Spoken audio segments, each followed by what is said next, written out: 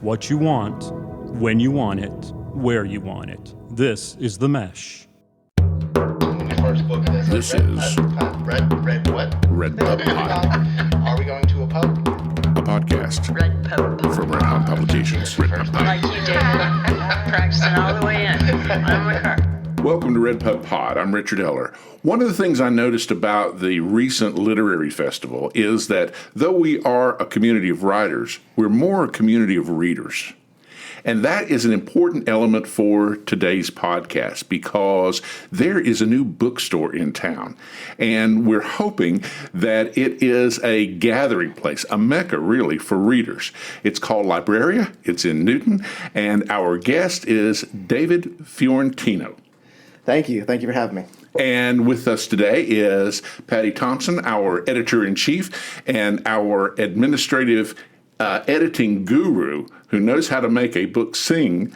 Welcome, Jane St. Clair. Thank you, Richard. Thank you very much. So let's talk about this bookstore. How did that come to be? The bookstore was originally it was kind of like a retirement pipe dream. So, But you're not retirement age. no. Nor will I ever be. Ever.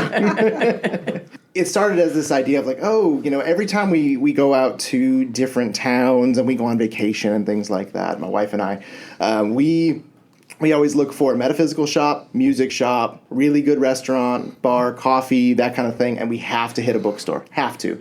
And the small towns in North Carolina do not disappoint. Everyone has one. And it's the coolest experience. And we were in Boone, and we left the bookstore in Boone, and we were just like, how cool would it be if we did that when we retired? And for the rest of our lives, we just had our nice little bookstore in a nice small little town, and we just talked about books and sold books to people. And we're like, okay, yeah, this is something we're going to do.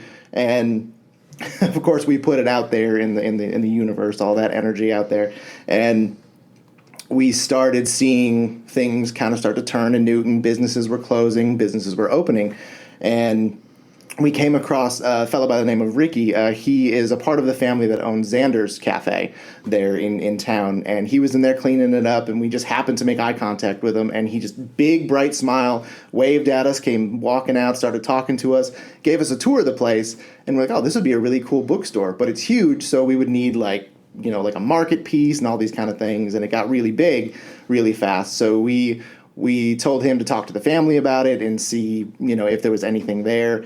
They weren't really ready at the time, so we were like, okay, it was a nice shot. And then about a week later, I saw that Emporium 23 was closing in that spot, and we were like, oh my God, Laurel's leaving. And we reached out to her that morning, like we were still groggy when we were sending her messages. We were laying in bed, and we're like, hey, friend, what you going to do with that space? Like, is it taken? What's happening? And she's like, no, I don't think so. I think David and Leslie interviewed a couple of people, but nobody's gotten it yet. And we're like, let's check it out. Like, let's go take a look. And mind you, we weren't ready. Not even close to ready. But when does that ever stop you? Never. I don't think it's ever stopped me once. I'm just like, oh, I want to do it? Cool. I'll get into it, and then I'll figure it out as I go.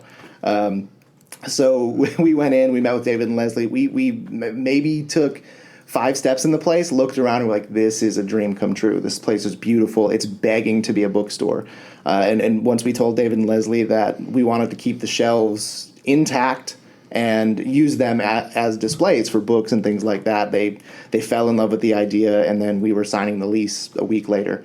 Once we signed the lease, and we had, I think, maybe 3 weeks or so before our first deposit was due.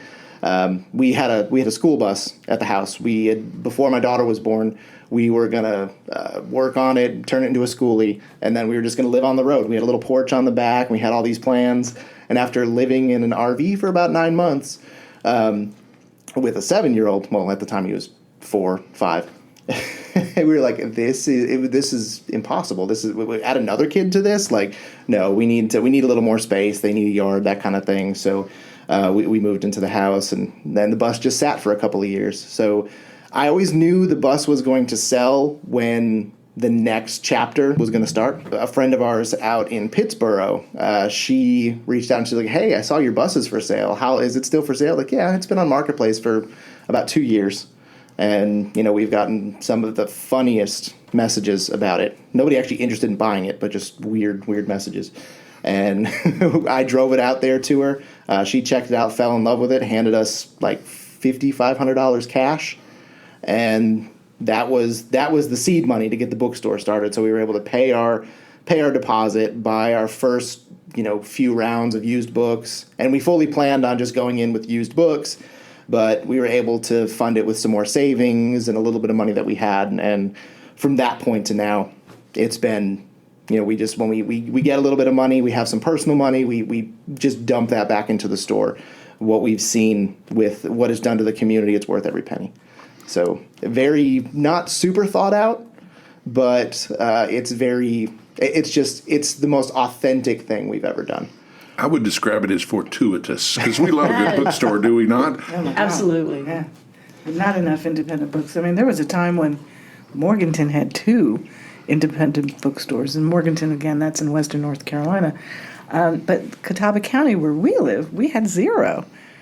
So the fact that Hickory now does have 1, and now Newton has 1 also, we can say we're a 2 independent bookstore town.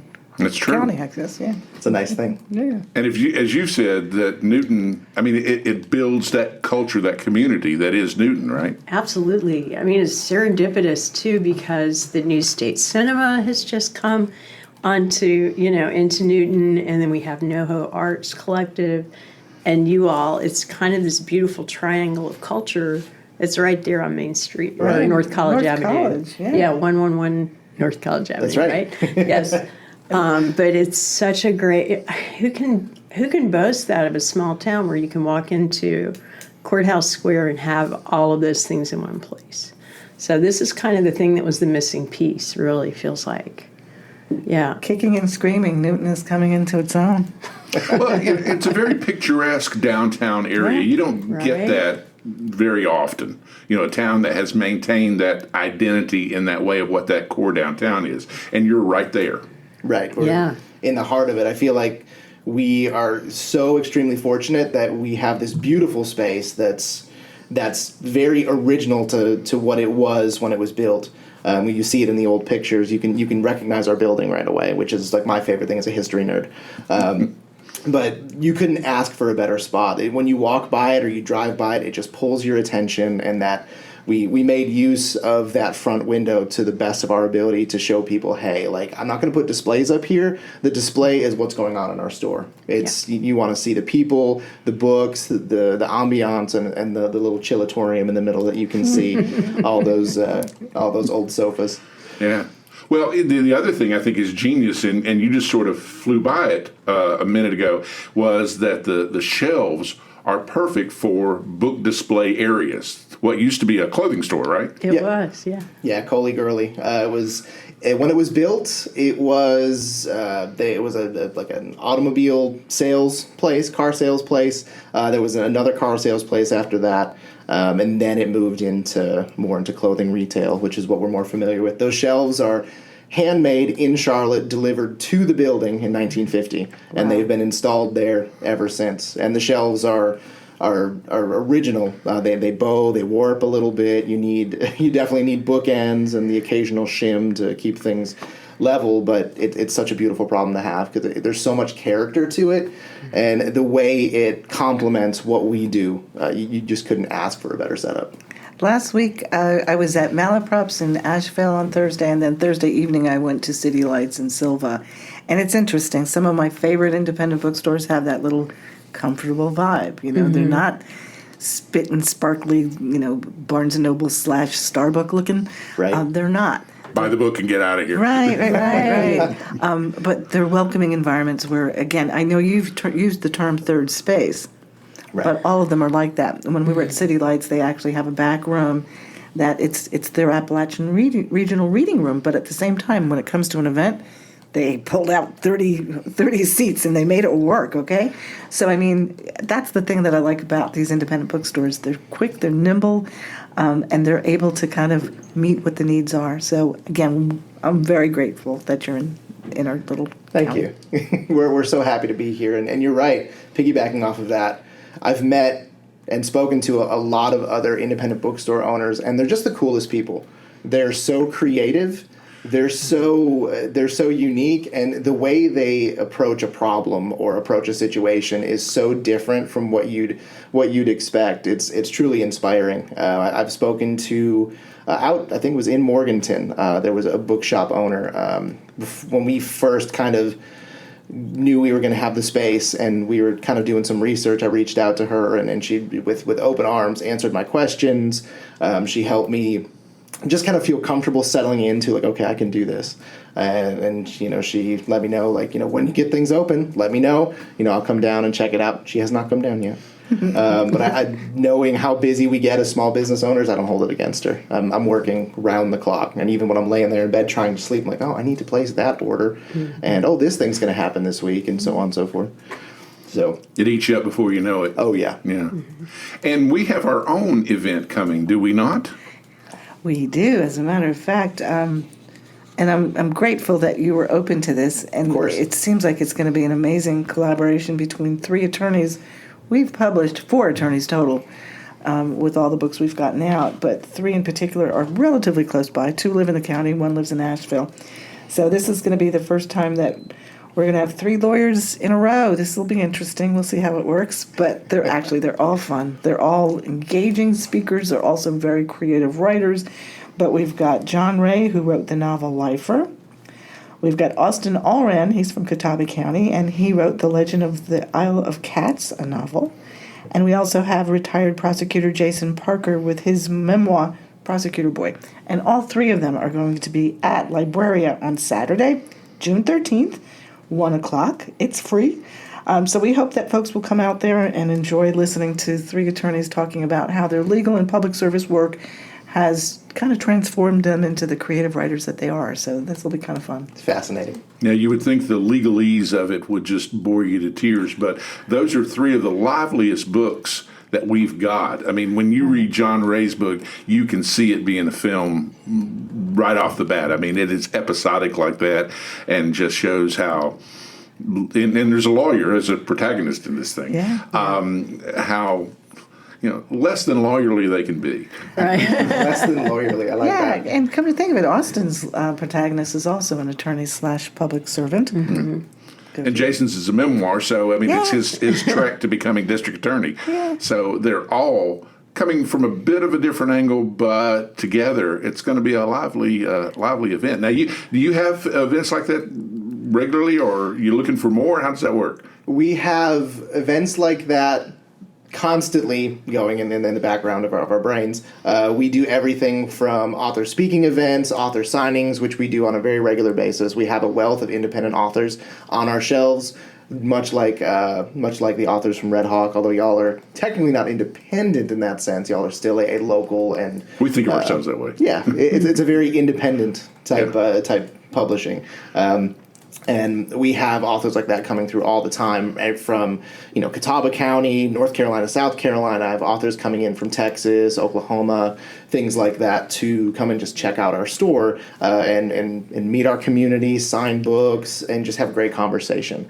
So we have events like that. This particular event, when I first met with Patty, when this was all starting, this business relationship, it was like the first event idea that just popped out, just right on the table. Like, we should do that. Like, that sounds great. So we've been kind of biding our time and just kind of waiting, like, okay, when are we going to do this event? Because we love Jason Parker. He's amazing. He's the funniest, coolest dude to just sit and talk to. When we first met, he was we sat down, we got coffee and breakfast, and he was very, I don't want to say closed, but he was very professional and just, kind of trying to figure us out. Like, who are these 2 weirdos sitting across from me? And why is their daughter running around everywhere? And once he got comfortable and opened up, we were giggling, laughing, talking about all of his different stories. He followed us back to the store. We gave him a tour, told him our ideas and things like that. And we mentioned the Literary Lawyers event, and he thought that would be a great idea. And he mentioned John right away. So these types of events happen pretty regularly. We have calendars mainly on Facebook. It's the best place to catch us. If you go to Facebook and look up Libreria Newton, you'll find us. We've picked up a ton of steam on social media. That's where like 95% of our marketing is. We found our audience all over the country, especially in Catawba County. It's our reputation usually precedes us everywhere we go. And if you don't mind me asking a little bit more about social media and Sure. marketing, are you also on TikTok and Instagram? Or- Oh, yeah. Okay, good. Yeah, Instagram, Libreria Books, and if you go on TikTok, if you want to see my face really close up, you'll look at Libreria NC, or if you just look up Libreria, we tend to come up more now because we're super, super active.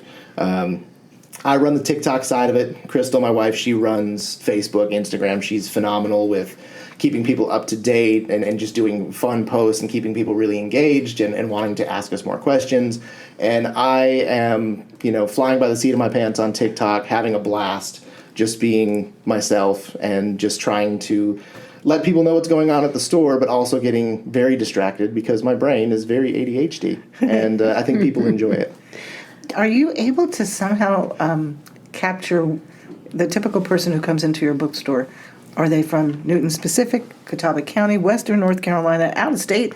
Are you able to kind of gauge, and not in a scientific way, but even if it's just anecdotal? Scientifically, no. But the kinds of people we get, it's very interesting because almost everybody who comes in, even if it's their first time, they've seen us on Facebook. I saw you on TikTok. Nobody said, hey, I saw you on Instagram, but we're all trying to figure out Instagram. We're at that age. But where they come from is we get people from Newton, of course, have a pretty healthy selection of repeat customers that I know most of them by their first name, which I'll forget because I remember their face. And I'm like, oh, yeah, you're Abby, right? Yes, I remember. And then I'll tell her something about, like, yeah, last time you were here, you did that thing and you made that left turn and then you did this because my brain hangs on to weird stuff like that.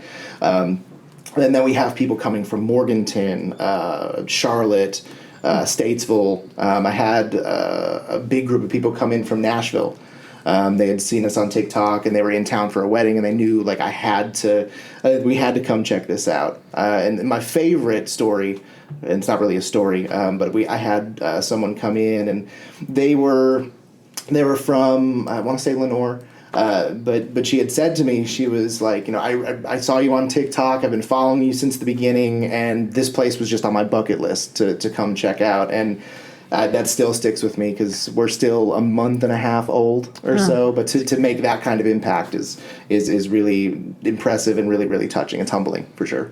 I want to compliment you too because I've seen you on social media, and you're natural. And you're just so at home in front of a camera, and I think that has a lot to do with it because you're clearly having a good time, you're doing what you're passionate about, and it really showcases the place. And so I was like, this guy's great. You're so at home, you know? For sure. So, Well, speaking of that word, you create a very homey atmosphere in the store, right? And that's by Right. design. Yeah, by design. That's what you mentioned earlier, us being a third space. If I hit that microphone one more time. I'm Italian, so my hands are like doing more talking than I am. But we designed it with that third space in mind. And if you're listening and you're not familiar with that concept, all the third space is, it's a place outside of work, outside of your home, somewhere in the public area where you can just go and be. You don't have to patronize the business to feel welcome. I don't ever make anyone feel pressured to buy anything. I make people feel pressured to stay and maybe have a conversation. But that's just part of my quirkiness. I do that. I mean, even if I'm at a park, I'll do that. That's just part of who I am. So we wanted to make it comfortable, and we wanted to make it a place where you walked in and you were just kind of like, wow, I want to stay here a while. And I feel like we executed that really well. The Chillatorium in the middle, which is the coolest part. I stole that word from a customer, by the way. If you're listening, I totally stole it. I told you I would. But we originally called it the conversation pit, and I love that, but it also feels very like 300, like somebody's going to get kicked down in the middle of it and not be able to come back. You can't converse no more. Exactly. It's almost like a cone of silence at Right. that point. Yeah. I like Chillatorium a whole lot better. Yeah, it was really, really cool. So that space, and we're still getting people comfortable with the idea of coming and being able to sit down, because you see people that there's that slight feeling of discomfort, not so much with us as a space, but just as a consumer in general. We all kind of have that feeling, like we were talking about earlier with Barnes and Noble and Starbucks and just the corporate world out there. It's like the only reason you're welcome here is because you have money in your pocket. So, And we want it. yeah. Exactly. Yeah. And while this may be running in direct opposition of good business or whatever, I just don't run my business that way. I don't believe in that kind of thing. Money is not that important to me. What's important to me is community, togetherness, connecting with people, and if we're doing that on a regular basis, the sales will come. You want to be there, and when you spend enough time there, you're going to see something that catches your eye that you really connect with, that you want to bring home. And whether you have $1.50 in your pocket, or you have enough money to pick up the new book that just came out, or any of the other wealth of locally created vendor items that we have, you can find something that makes your heart happy and you can take home. I'm a big proponent of that. I price everything in the store, and there's no real science behind it other than I know what it takes to make a profit, but I also know that there's a certain threshold that I'm not willing to exceed because I don't want to alienate my community. I don't want to alienate anybody. I want someone to be able to walk in, and we even have a free library, so even if you don't have money, you still can find a book and bring one home, or sit down and read it. I've got, we offer free coffee, free water, free tea, hot water for tea. You got to make it yourself. I don't make your tea. I don't have any honey though. I have to add that to the list because I like honey in my tea. But we have things that we offer to just make the community comfortable, and I see people are getting used to the idea of it. I'm starting to move a little more coffee, a little more water and tea, and people are getting the idea, because it takes a couple of months for people to kind of understand, okay, what's happening here, what can I do, what can't I do, what do they have, what don't they have.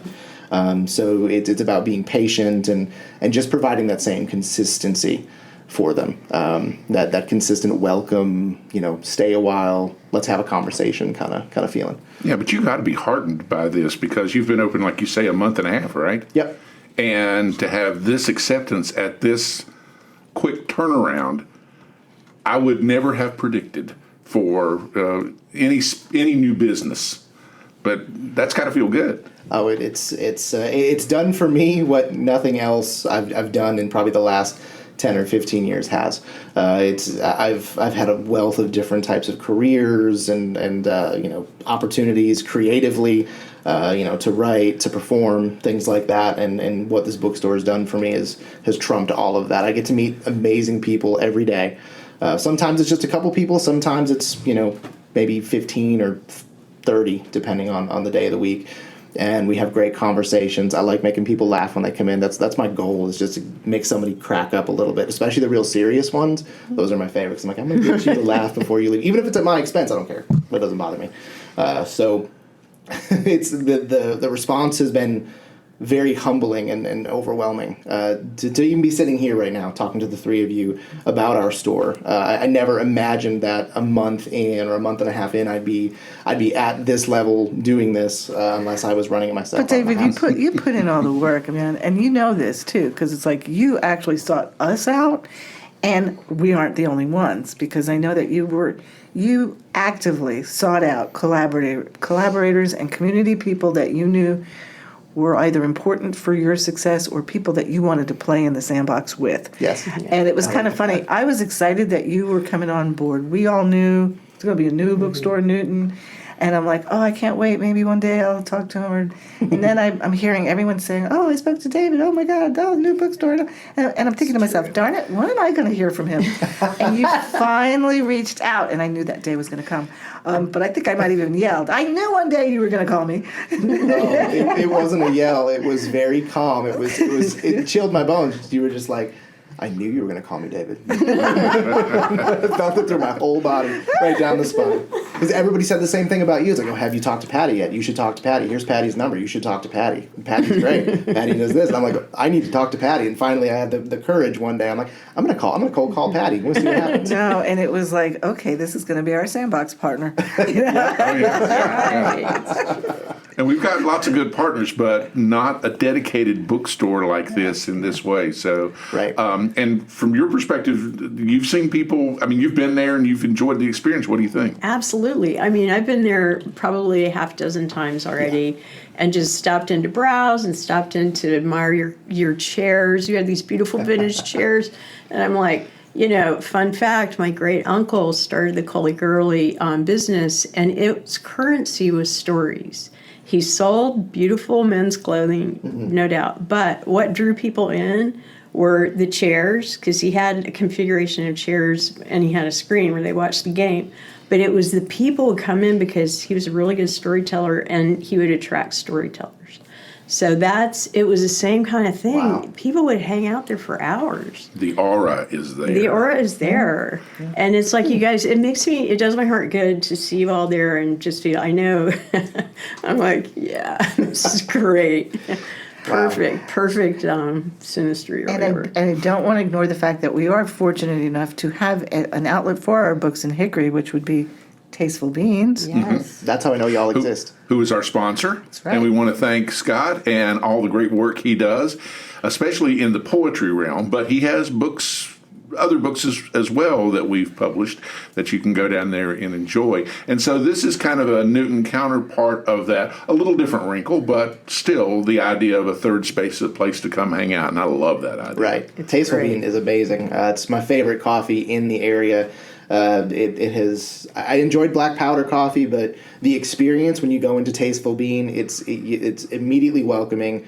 You honestly, as a millennial and someone who grew up watching Friends, you feel like you're walking into a Central Perk. It's like your Central Perk, and it's just eclectic and wild, and it's always full of people. And that Peruvian coffee blend changed my life. I buy it 2 pounds at a time. So thank you, Scott, everyone there. And thank you for sponsoring the podcast, RedPubPod. Yeah. And they also do an amazing job with social media. Yeah. I mean, they've really kicked it up a notch in terms of what they're doing on TikTok, doing little vignettes and having fun.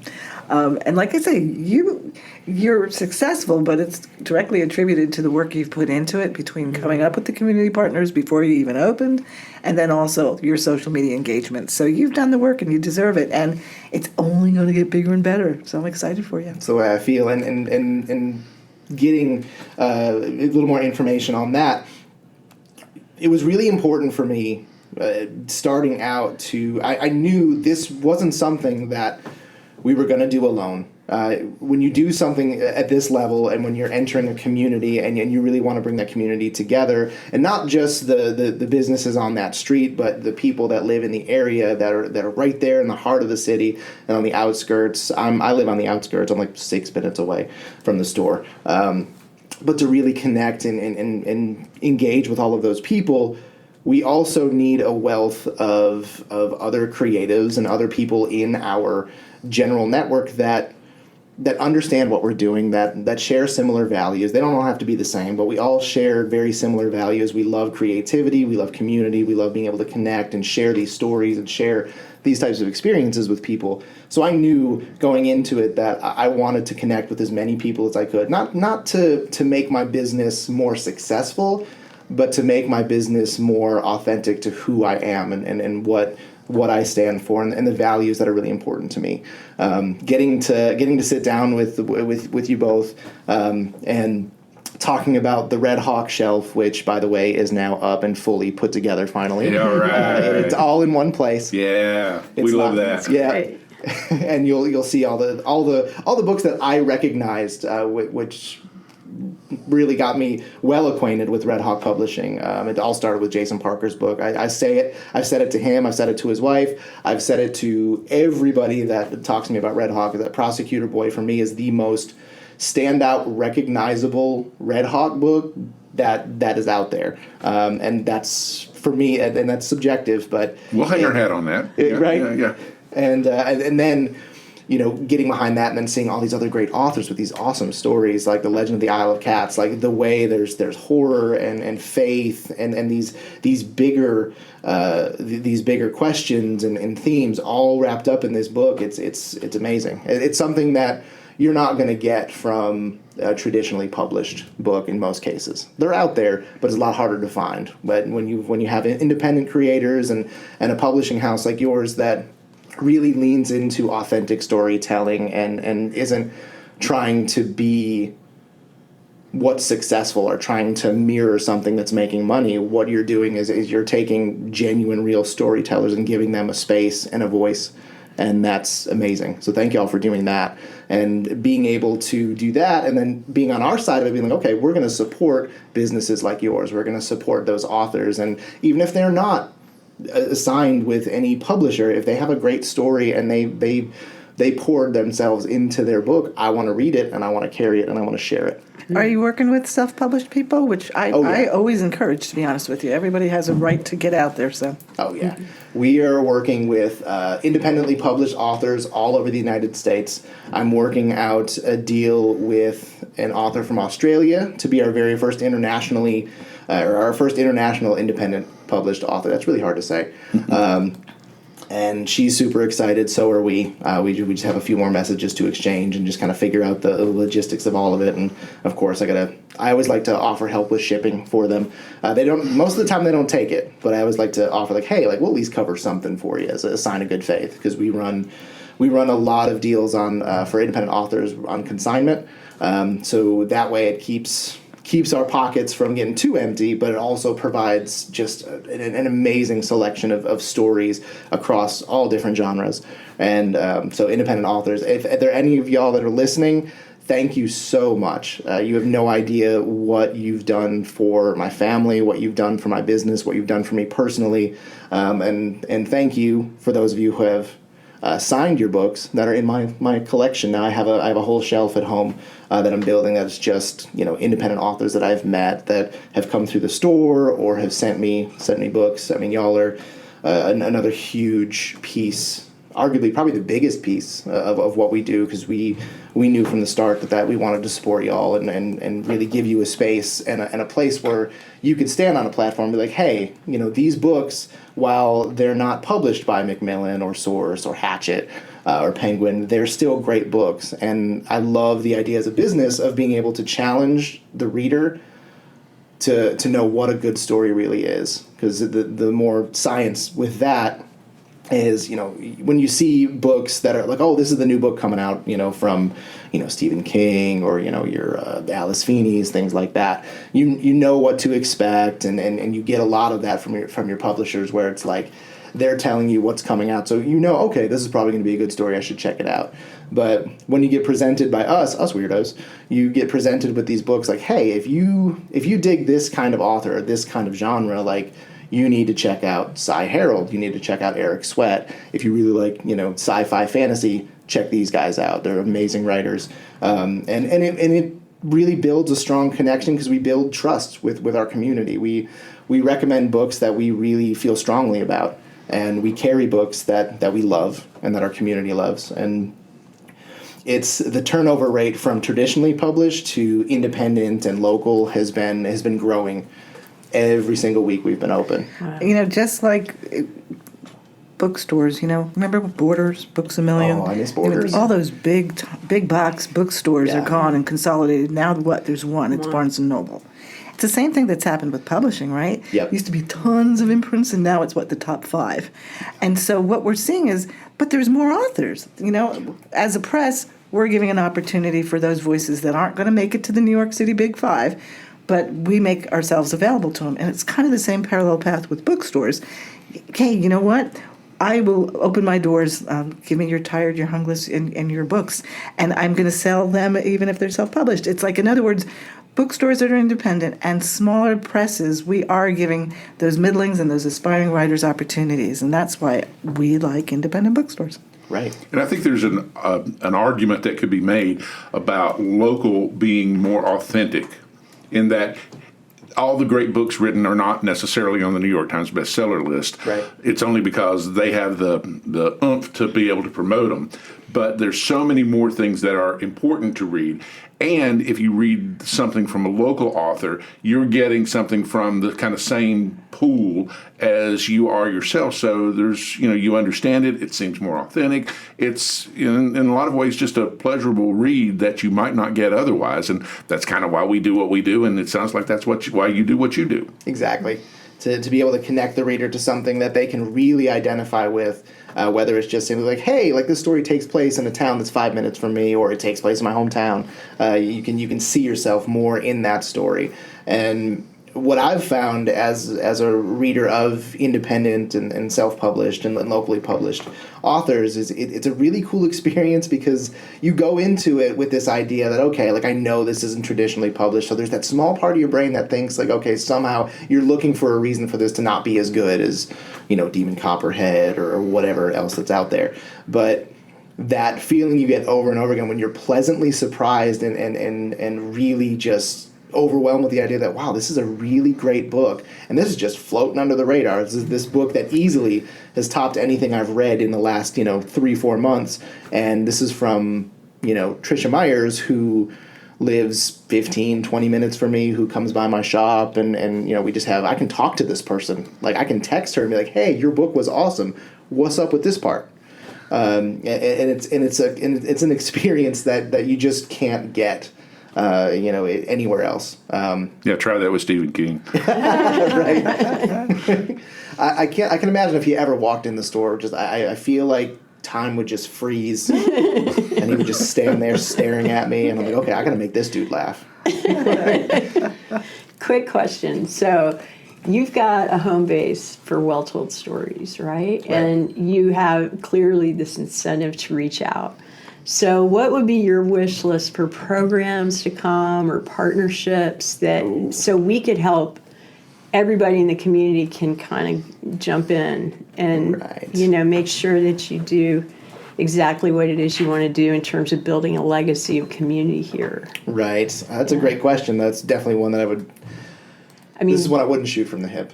I remember, the reason why I ask is I remember Crystal, the first time I met her, she said, we want to build a community of young writers. And I was like, oh my gosh, that's brilliant.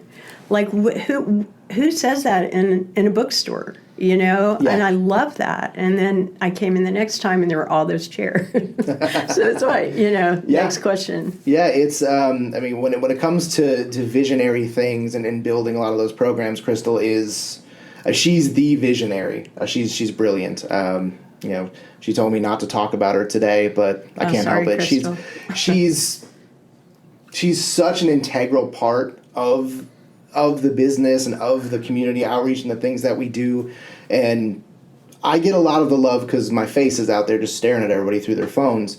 But the way we've had to split things with our kids, we have to do a lot of things separate, and I'm at the store more than she is, and it's definitely it's difficult because this is our dream together. Sure. Yeah. And I've had the fortune of being able to really step into it and be a part of it on a day-to-day basis, whereas we have to find time for her to come in and do these things, and I'll be honest, I don't do a great job of really managing that and opening those doors as well as I should have. It's something I'm working on a daily basis, but that Young Writers program, that is her brainchild, and she's a program builder.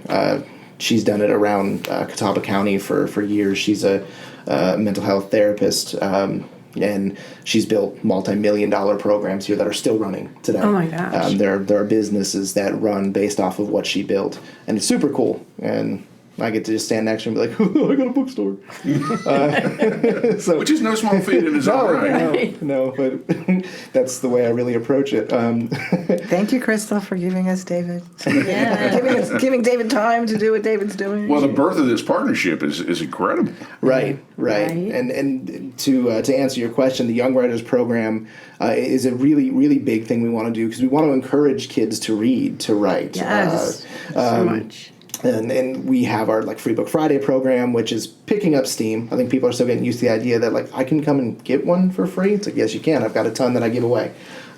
So we encourage that, and we want to build a program to encourage young aspiring writers to have a place to hone their craft, to learn skills, to learn from people who are doing it and who have done it, and not just from the writers, but also from an editing standpoint and things like that, to really get immersed in what that looks like, so they understand path forward. Yeah. And not only that, we're talking about we want to build another program for kids who, and we've kicked this around, is we want to be able to provide like a kind of like a local scholarship type program where kids who want to get into the arts, whether it's writing or music or performance, and they don't have the means or the money or anything to really do that. We want to start some type of a program that fosters that for them, that they can go and take music lessons, and we take care of that. Or they want to take this creative writing course, and we're able to provide that for them. It's a big thing, and it's going to require more than just us. Yeah. But that's on the horizon. That's another big piece because I'm a writer, mainly poetry, but I'm gonna work on a novel before I croak. But I'm a songwriter and musician by trade.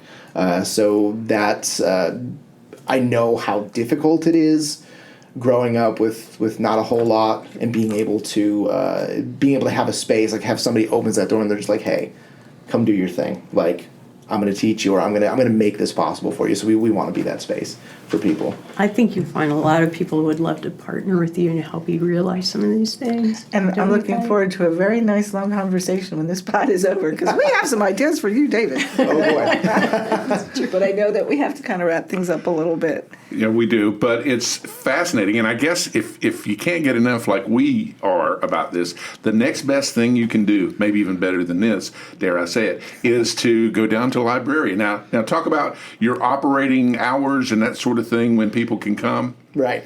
We are at 111 North College Ave, right in the heart of downtown Newton. If you know where the State Theater is, or Geppetto's, we're right across the street or just a couple doors down. And our hours right now, we're running our summer hours, which are Wednesday to Sunday. We open at noon, and Wednesday through Saturday, we close at 7. But if you're in my store past 7, I'll just lock the door behind you, and you can shop while I'm doing my thing. And on Sundays, it's 12 to 5. So you can come see us Wednesday through Sunday. We're opening at noon, and then during the week and the weekend, we close at 7, and then on Sunday, we run limited hours just because it's a very quiet day for the town, and it gives me a place to do my thing. So come on down, check us out. You don't have to come in and start buying things off my shelves. I'll welcome you with open arms. We'll have great conversation. I will make you laugh. That's my goal, and it's going to happen. And we'll just talk about books. That sounds incredible. Yeah. We're happy to have you here. Thank y'all so much for having me. This is amazing. All right, we got one last chore for you. Cool. And I know you can do it. The name of the podcast is called RedPubPod. Right. Not exactly easy to say. Nope.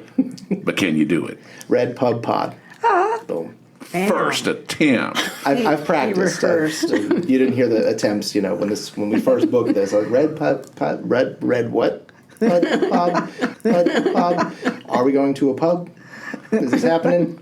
Pod. But yeah, Well, I feel we want to practiced. create that atmosphere, because he's talking about third spaces. Pubs are a very Right. good third space, and now so is Libreria. That's true. We are in the social district, so you can stop and get a beverage at Three Little Birds, at B52, at Chilongo's, anywhere on that area, and they'll mark your cup. You can walk around. You can bring your drinks in our store, and I may ask you to get me one. It just depends. I will pay for it, but I can't always leave.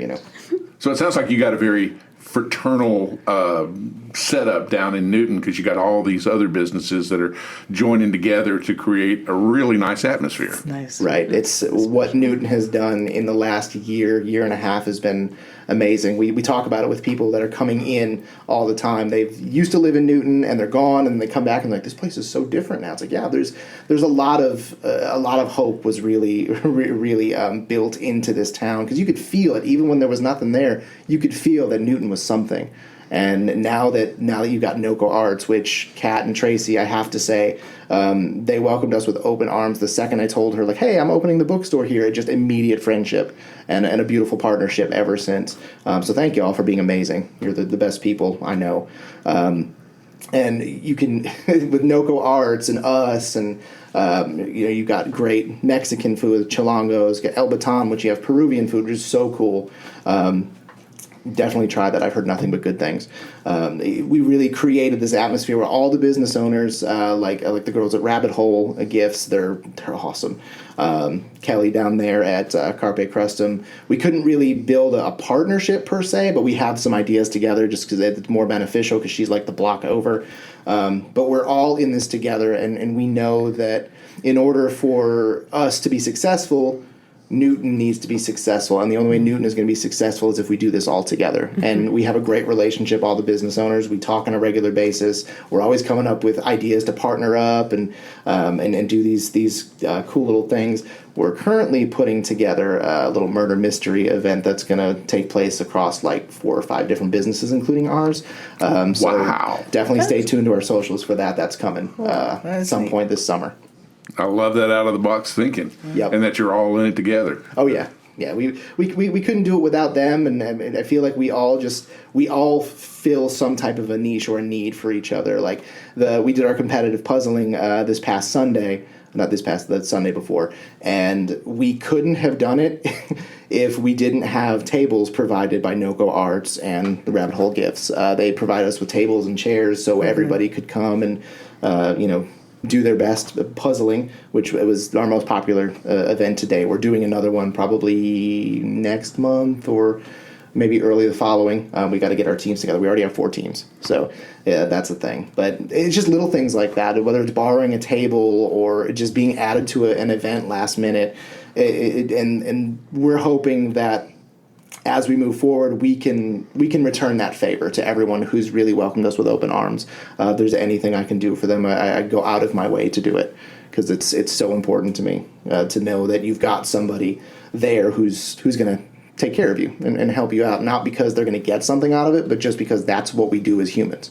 That's a huge value of mine. Who knew that Newton was going to be the place to be? Right? You know, through all this communal effort that's you're putting together. Okay, Jane, your initiation. Want to be a member of the club? Can you say it? RedPubPod. Ah, jeez. All right. She heard me first. Like you, David, practicing all the way in on my car. Newtonians got to hang together, right? Red light. Well, thank you for being here. We certainly have enjoyed this. And again, go down to Libreria because you don't necessarily have to buy something, but hopefully there's plenty of stuff to read down there that will pique your interest and tell you who we are as a county. That's right. A city, a county, a state, a nation, a world, that we're all in this together. So thank you, David, for being a part of it. Thank you for having me. And we look forward to seeing you next time on RedPubPod. There we go. This is RedPubPod. RedPubPod. a podcast from Redhawk Publications. RedPubPod. There we go.